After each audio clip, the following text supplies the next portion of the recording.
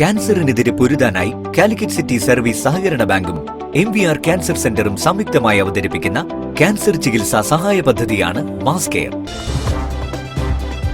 വാർത്തകൾ തുടരുന്നു. LICയെ പൊതുമേഖലയിൽ ശക്തിപ്പെടുത്തണമെന്ന് LIC employees union.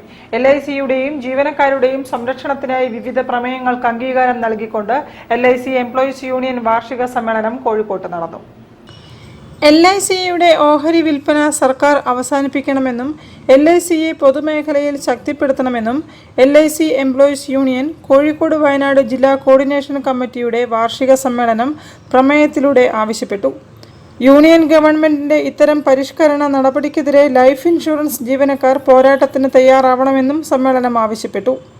പൊതുസമ്മേളനം LIC employees union Kozhikode division general secretary IK Biju ഉദ്ഘാടനം ചെയ്തു.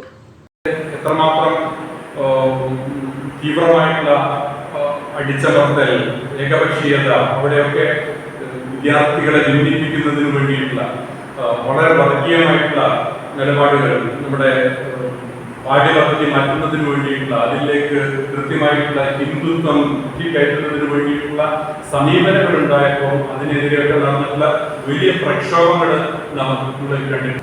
മാധ്യമങ്ങളെ ഈ സമരങ്ങളെ ഒന്നും ഉയർത്തിക്കാട്ടിയിട്ടില്ല, ജനങ്ങളോട് പറഞ്ഞിട്ടില്ല. പക്ഷേ നമുക്ക് ഓർമ്മയുണ്ടാവും, ഒരു വർഷത്തിലേറെ നീണ്ടുനിന്ന കർഷക സമരം.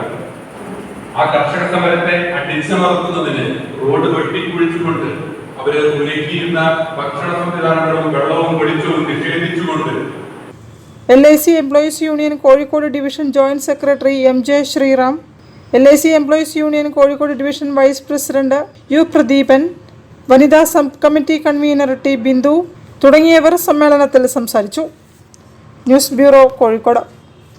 മാതാ അമൃതാനന്ദമയി മഠത്തിന്റെയും ശ്രീകണ്ഠേശ്വര ക്ഷേത്ര യോഗത്തിന്റെയും ആഭിമുഖ്യത്തിൽ ജൂൺ 16 സൗജന്യ മെഗാ മെഡിക്കൽ ക്യാമ്പ്